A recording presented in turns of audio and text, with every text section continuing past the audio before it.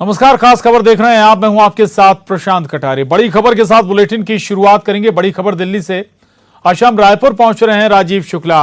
इसके अलावा रंजीता रंजन भी रायपुर पहुंच रही हैं। कल दोनों नेता नामांकन दाखिल करेंगे।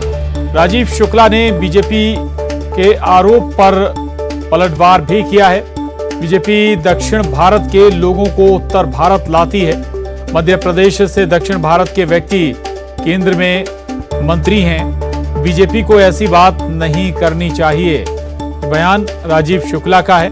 दरअसल आपको बता दें कि राजीव शुक्ला को छत्तीसगढ़ से राज्यसभा भेजने के मसले पर बीजेपी ने सवाल उठाए थे और इस पर अब राजीव शुक्ला, कांग्रेस नेता राजीव शुक्ला का बयान भी आया है। राजीव शुक्ला मेरे साथ हैं। सर, पहले तो न्यूज़ 18 की तरफ से आपको बहुत बहुत बधाई। दोबारा राज्यसभा जा रहे हैं आप। नॉमिनेशन कब करेंगे और रायपुर कब पहुंच रहे हैं? रायपुर आज पहुंचने की बात है और कल नॉमिनेशन करने की बात है। सर, दोनों जो सीट थी वो कांग्रेस की बाहरी को दिया गया है और इसको लेकर छत्तीसगढ़ में जो विपक्ष है भाजपा, वो तंज कर रही है कि छत्तीसगढ़ियों की बात करते थे, उनको छोड़ दिया, बाहर के लोगों को दिया गया है टिकट। देखिए, मेरे ख्याल से सारे उपयुक्त प्रत्याशी दिए गए हैं और बहुत सोच समझ के सब कुछ दिया गया है। भाजपा का तो खैर अधिकार ही नहीं है। दक्षिण भारत का व्यक्ति जो है वो उत्तर प्रदेश से ले आते हैं, मध्य प्रदेश से ले आते हैं। मध्य प्रदेश से जो केंद्र में एक मंत्री हैं दक्षिण भारतीय, वो कहाँ के हैं? वो राज्यसभा मध्य प्रदेश से हैं, दक्षिण भारत के। तो वो तो उनको तो ये बात ही नहीं करनी चाहिए। उन्होंने तो सबसे ज़्यादा तो उन्होंने ये किया दूसरे राज्यों को लोगों को इधर से उधर लाने का, इसलिए उनको आलोचना का कोई अधिकार नहीं। सर, सब काफ़ी लोग वहाँ पे थे कि अपेक्षाएं थी कि हमें टिकट मिलेगा, लेकिन जो बाहर के लोगों को टिकट दिया दोनों स्टेट की, तो क्या 2023 विधानसभा चुनाव को देकर ये एक फैसला लिया गया है? नहीं, इसकी बात नहीं। ये सोच समझ के कि पार्लियामेंट में क्या भूमिका रहती है और संसद में क्या भूमिका रहती है, उस हिसाब से जो है टिकट दिए गए। क्योंकि जो स्थानीय लोग हैं उनको विधानसभा, लोकसभा वगैरह सब में प्रतिनिधित्व पूरी तरह से दिया जाएगा। सर, रंजीता रंजन है, तो क्या आप दोनों साथ ही जाएंगे? नहीं, वो रंजीता रंजन उससे जा रही होंगी, हमारे साथ नहीं जा रही, अलग से जा रही। नॉमिनेशन अलग अलग होगा दोनों का? नहीं, नॉमिनेशन तो एक ही साथ मेरे ख्याल से होगा, ऐसा अंदाजा है। तो राजीव शुक्ला साहब कह रहे हैं कि छत्तीसगढ़ से बाहर के लोगों को टिकट पार्टी हाईकमान ने एक रणनीति के तहत सोच समझ कर दिया है। कैमरामैन प्रकाश के साथ नई दिल्ली से अशरफ काज़मी, न्यूज़ 18। और बड़ी खबर है भोपाल से। विवेक तनखा ने नामांकन दाखिल किया है राज्यसभा के लिए। कांग्रेस से उन्होंने नामांकन दाखिल किया है। आपको बता दें कि कमलनाथ, गोविंद सिंह समेत कांग्रेस के कई वरिष्ठ नेता इस मौके पर मौजूद रहे। नामांकन भरने के बाद न्यूज़ 18 से एक्सक्लूसिव बातचीत भी की है विवेक तनखा ने। उन्होंने बीजेपी की नीतियों के खिलाफ सवाल भी उठाए। कहा, बीजेपी की नीतियों के खिलाफ लड़ाई लड़ूंगा। बीजेपी में ज्ञान की कमी है। बीजेपी को ट्रिपल टेस्ट का ज्ञान नहीं है, ये दावा भी विवेक तनखा करते नजर आए। और कश्मीरी पंडितों का पक्षधर हूं, कश्मीरियों का पुनर्वास प्राथमिकता है। ये तमाम बातें एक्सक्लूसिव बातचीत न्यूज़ 18 से जब उन्होंने की तब ये तमाम बातें रखी। तनखा जी हमारे साथ मौजूद है। सर, आपने नामांकन भर दिया है, क्या प्राथमिकता रही? क्योंकि मध्य प्रदेश में नगरीय निकाय चुनाव है, पंचायत चुनाव है और विधानसभा चुनाव है, उसके बाद लोकसभा के भी चुनाव है। प्राथमिकता ये रहेगी कि जो बीजेपी की जो एंटी पीपल पॉलिसीज हैं, जो एंटी गवर्नमेंट सर्वेंट्स की पॉलिसीज हैं, जो एंटी ओबीसी पॉलिसीज हैं, उन सबको मैं एक्सपोज करूं। मैं एसटी और एसटी के अधिकारों के लिए अगर कोई कोर्ट में लड़ता है तो मैं लड़ता हूं। ओबीसी का कोई वकील है तो मैं वकील हूं। ओबीसी को अभी पीएससी में जो राहत मिली है वो मेरे बहस से मिली है। बीजेपी कह रहे हैं कि विवेक तनखा ओबीसी विरोधी चेहरा है। अब ये इसके बाद अगर मैं विरोधी चेहरा हूं तो ये मैं कहूंगा बीजेपी को पता नहीं है उनका प्रॉब्लम क्या है। ज्ञान की कमी है। अगर उनको ज्ञान होता तो आज ओबीसी की ये हालत नहीं होती। वो भूल गए थे कि उनको यह पता नहीं था कि ट्रिपल टेस्ट सुप्रीम कोर्ट के जजमेंट में लिखा है और उनको किसी ने बताया नहीं कि ट्रिपल टेस्ट बना के आपको एक रिपोर्ट बनानी पड़ती है, फॉलो करना पड़ता है, एक कमीशन बनाना पड़ता है। आज तक नहीं किया है। वो तो सुप्रीम कोर्ट की बड़ा दिल था कि उन्होंने इनको सब खामियों के बावजूद कुछ आरक्षण उनको वापस दिया। वो भी कम है। वो भी कम है। जो आरक्षण कांग्रेस ने दिया था 1994 में, उससे भी वो कम है। आप कश्मीरी पंडित हैं, बताते हैं कि एक लोकते हैं जो कि राजभवन जा रहे हैं, ऐसे में क्या प्राथमिकता रहेगी, किस तरीके से आप बात रखेंगे? मैं तो कश्मीरियों का, पंडितों का पक्षधर हूँ। मैंने तो ओपनली एक बिल को पेश किया है पार्लियामेंट में।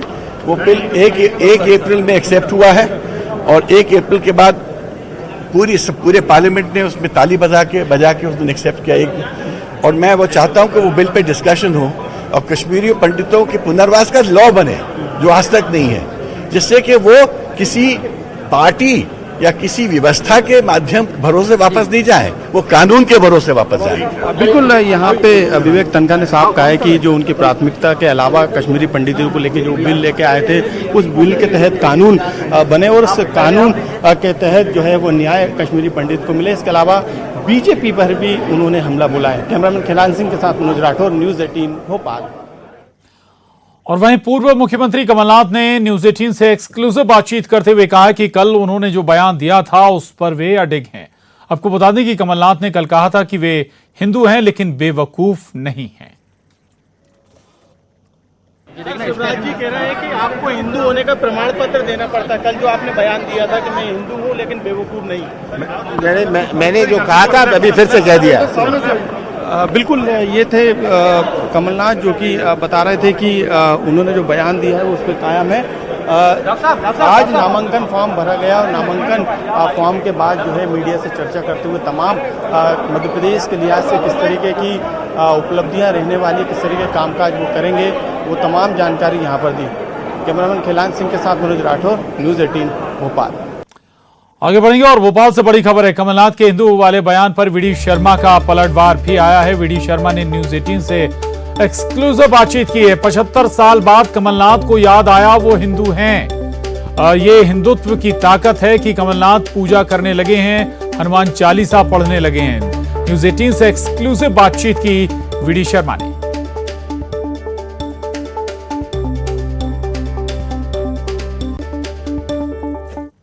चुनावी तैयारियों का शंखनाद हो गया है।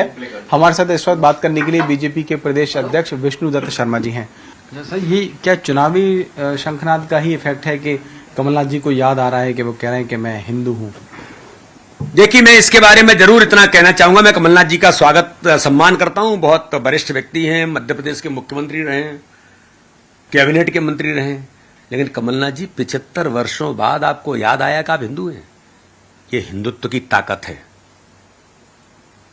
और कमलनाथ जी, अगर आपने कहा है कि मैं हिंदू हूं तो जरा आप और गर्व से कहिए कि मैं हिंदू हूं, तब समझ में आएगा इस देश को कमलनाथ जी कि हिंदुत्व की जो ताकत है उसका परिणाम है कि आपकी भाषाएं बदलने लग गई, आप पूजा करने लग गए, आप रामायण गाने लग गए, आप हनुमान चालीसा करने लग गए। ये हिंदुत्व की ही ताकत है जिसके बारे में कहा है कि हिंदुत्व जीवन पद्धति है। इसलिए मेरा ऐसा मानना है, कमलनाथ जी आप क्या हैं, आपने जिन शब्दों का उपयोग किया है, ये मध्य प्रदेश ने 15 महीने में आपको देखा है कि आप क्या हैं। गरीबों के हक और अधिकार को छीनकर आपने जो काम किया है, उससे जो इन शब्दों का उपयोग करती है वो चरितार्थ होता है कि आप क्या हैं। इसलिए मैं आपके बारे में बहुत कुछ नहीं कहना चाहता। आज इस मध्य प्रदेश की जनता, माननीय प्रधानमंत्री जी, माननीय मुख्यमंत्री जी के नेतृत्व में गरीब कल्याण की योजनाओं पर, गरीबों का जीवन बदलने के अभियान में हम आगे बढ़ रहे हैं। ये है बीजेपी के प्रदेश अध्यक्ष विष्णुदत्त शर्मा जो इस वक्त हमसे बात कर रहे थे। कैमरामैन अजय के साथ शरद श्रीवास्तव, न्यूज 18 भोपाल।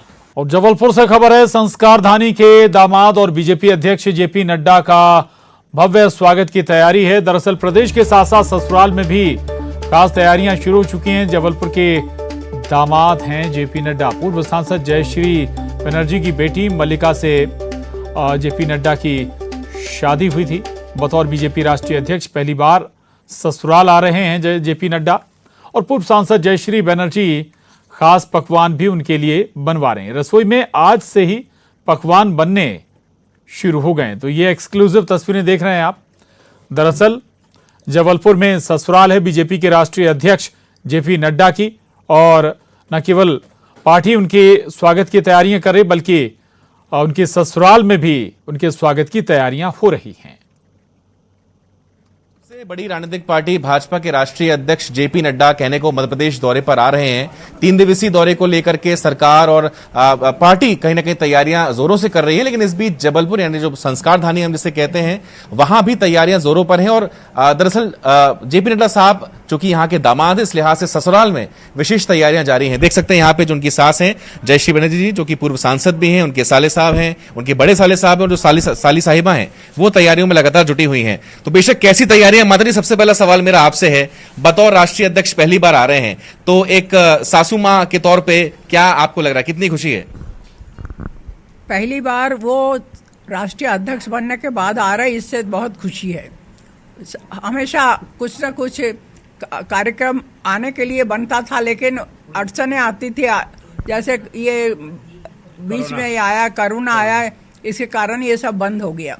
अब वो आ रहे हैं, इसमें सारे लोग बहुत खुश हैं। घर में बड़ा बेटा है, छोटा बेटा है, नाती है, बहुएं हैं, और अभी मल्लिका भी आ रही है। मल्लिका और बड़ी लड़की वो उन लोग भी आ रहे हैं आज शाम को।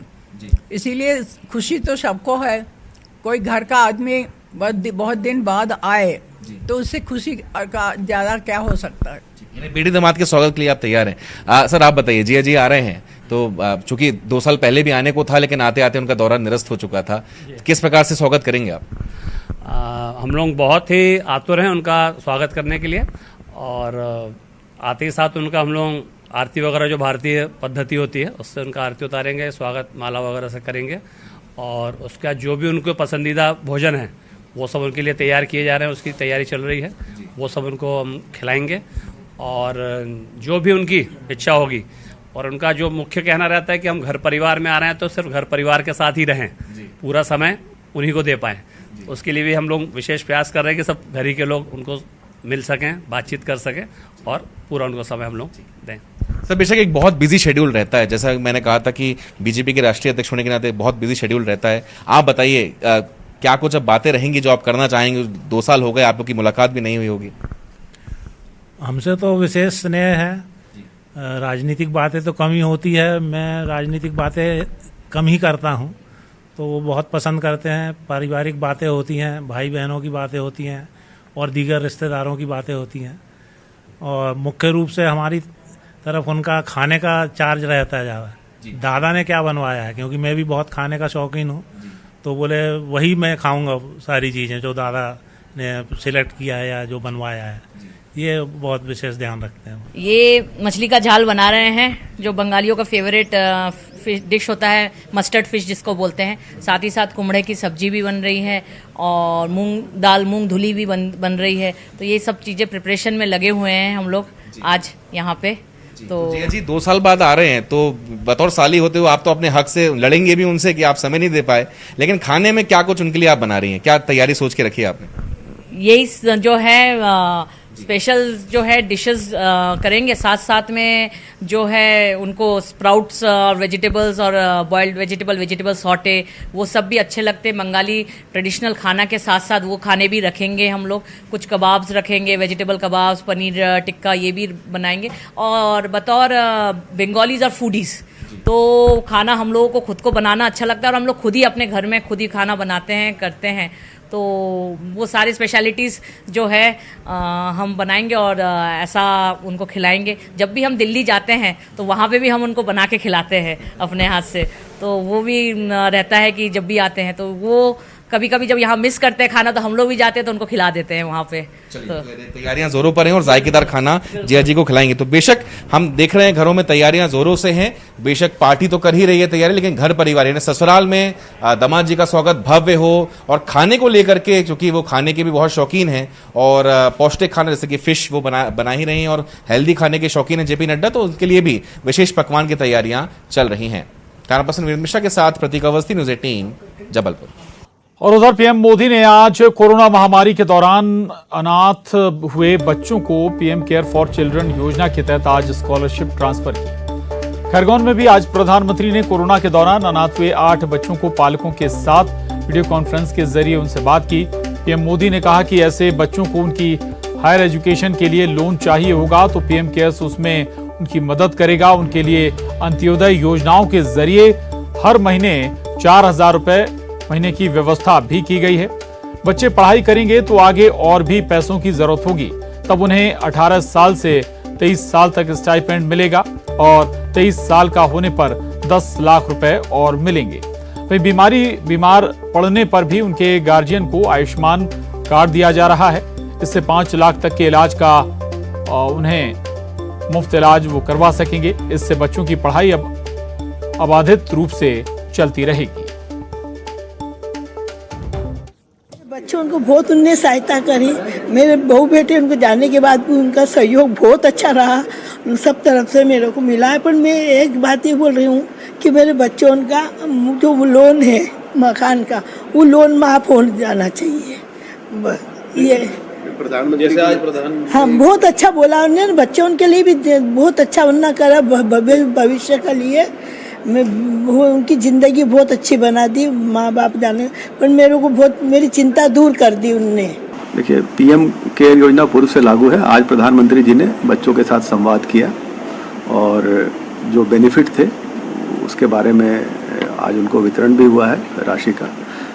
प्रदेश में पूर्व से भी ये मुख्यमंत्री कोविड कल्याण योजना के तहत भी राशि दी जा रही है और चूँकि योजना पूर्व से है, आज उसकी एक औपचारिक संवाद का कार्यक्रम था जिसमें जिले के जो 8 बच्चे हैं उनको भी इस योजना का लाभ दिया जा रहा है। और ग्वालियर में ज्योतिरादित्य सिंधिया ने बल्ला थामा और चौके छक्के भी लगाए। केंद्रीय नागरिक उड्डयन मंत्री ज्योतिरादित्य सिंधिया रूप सिंह स्टेडियम पहुंचे थे और व्हील चेयर क्रिकेट टीम से मुलाकात कर उनका हौसला बढ़ाया। सिंधिया ने दिव्यांगों की गेंद पर चौके छक्के भी जड़े।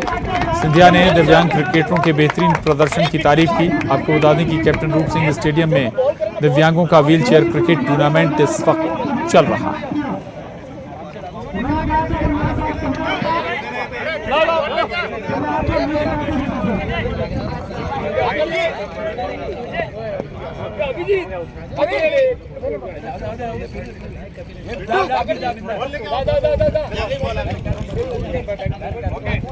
और रायपुर से बड़ी खबर है, जहां कर्मचारियों का आंदोलन शुरू हो गया है। मंत्रालय सहित कई स्थानों पर प्रदर्शन हो रहा है। महंगाई भत्ता बकाया राशि के भुगतान की मांग इन कर्मचारियों के जरिए की जा रही है। तो ये बड़ी खबर है रायपुर से, जहां कर्मचारियों ने आंदोलन शुरू कर दिया है और मंत्रालय सहित कई स्थानों पर एक साथ प्रदर्शन किया जा रहा है। युगल तिवारी हमारे साथ जुड़े हैं।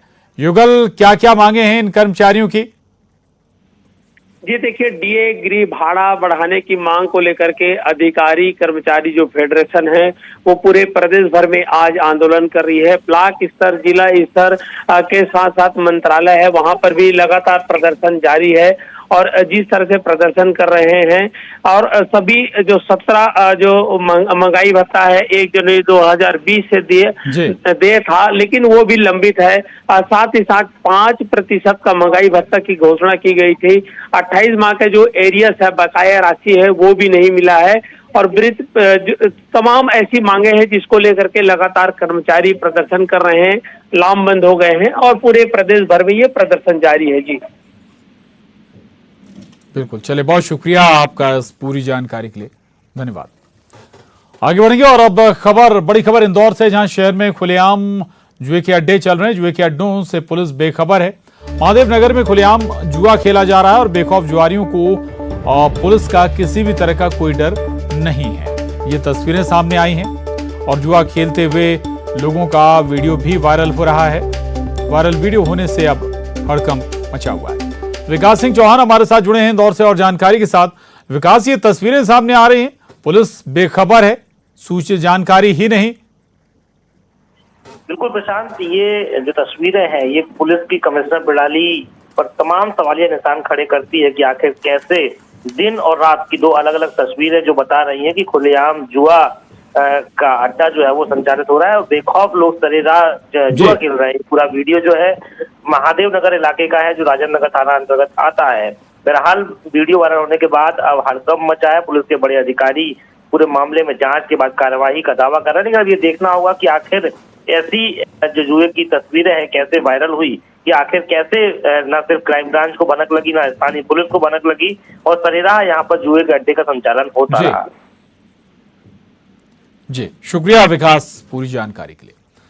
और अगली खबर का रुख करेंगे। प्रदेश के बस्तर, रायगढ़, सरगुजा, बिलासपुर समेत कई ऐसे जिले हैं जहां बाढ़ हर साल अपना रौद्र रूप दिखाती है। 500 से अधिक गांव डूब के क्षेत्र में आते हैं। ऐसे में एसडीआरएफ की टीम अपनी जान जोखिम में डालकर दूसरों की जान बचाती है। हर आपदा में एसडीआरएफ की टीम विपरीत परिस्थितियों से गुजरती है और रेस्क्यू कर जान बचाती है लोगों की। बारिश आने से पहले एक बार फिर एसडीआरएफ की टीम तैयारियों में जुटी है। पहले तो हम रेस्क्यू पे ध्यान देते हैं, है ना, और बाकी जो पब्लिक को शांत करना, पब्लिक को मैनेज करने की स्थिति जो है, वहाँ के लोकल लोग जो हैं वो आजकल काफ़ी समझदार हो गए हैं, मान भी जाते हैं। अगर लोग लापरवाह ना हो तो रेस्क्यू की ज़रूरत ही नहीं पड़े। एक तो जिस जगह पे होते हैं वहीं के लोग अगर जागरूक हो और वो अगर रेस्क्यू कर ले, है ना, तो इतनी ज़रूरत भी नहीं पड़ेगी।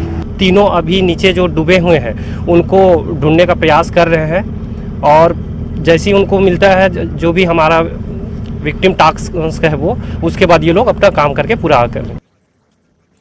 आगे बढ़ेंगे। खबर बालोद से है। छत्तीसगढ़िया क्रांति सेना के 2 और सदस्य गिरफ्तार किए गए। 9 लोगों की पहले ही गिरफ्तारी हो चुकी है। 25 मई को बंद के दौरान हिंसक झड़प हुई थी और झड़प में कई व्यापारी घायल हो गए थे। तो ये बड़ी खबर बालोद से है, जहां पर छत्तीसगढ़िया क्रांति सेना के 2 सदस्यों की गिरफ्तारी हुई है। और इसके साथ ही इस बुलेटिन में बस इतना ही। खबरों का सिलसिला जारी है।